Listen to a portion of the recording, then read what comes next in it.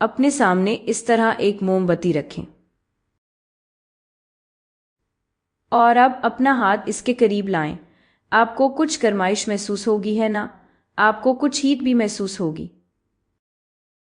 ऐसा क्यों होता है? जब आप आग के इर्द गिर्द बैठते हैं तो फिर भी आपको आग की गर्माइश महसूस होती है ना? ये कैसे हो रहा है?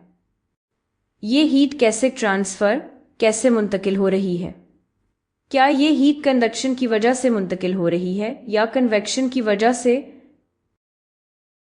आइए इस बारे में सोचते हैं। हवा हीट की बहुत कमज़ोर कंडक्टर है, ठीक है?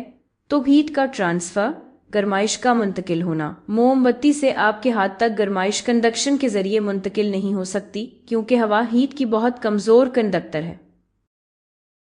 और मोमबत्ती के शोले के इर्द गिर्द जो गर्म हवा है वो हल्की होती है, ठीक? तो वो ऊपर उठने लगती है। तो हीट का ट्रांसफर कन्वेक्शन से भी नहीं हो सकता, क्योंकि अगर आप आग के बिल्कुल करीब भी बैठे हों तब भी आपको गर्माइश महसूस होती है। तो पता ये चलता है कि इस सूरत में हीट का ट्रांसफर, गर्माइश मुंतकिल एक तरीके से हो रही है जिसे रेडिएशन कहते हैं। कोई भी गर्म चीज़ हीट को रेडिएट कर सकती है और ये हर सिमत में रेडिएट हो सकती है। आइए इस फूल को देखते हैं। सोचे कि पीला मरकज़ एक गर्म चीज़ की तरह है और हीट बिल्कुल पत्तियों की तरह हर सिमत में जा रही है।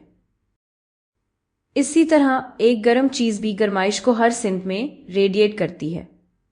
और रेडिएशन की सबसे ज़बरदस्त बात यह है कि चाहे कोई मीडियम, कोई ज़रिया मौजूद ना हो, चाहे हवा भी ना हो, फिर भी हीट रेडिएशन के ज़रिए मुंतकिल हो सकती है।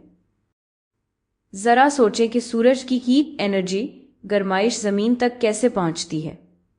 सूरज और ज़मीन के दरमियान ज़्यादातर जगह वैक्यूम है, वहाँ कोई हवा मौजूद नहीं होती, लेकिन फिर भी थर्मल एनर्जी, हीट एनर्जी, सूरज की गर्माइश वैक्यूम में से गुजरकर ज़मीन तक पहुंचती है और ये ज़मीन तक हीट ट्रांसफ़र के इस तरीके से पहुंचती है जिसे रेडिएशन कहते हैं।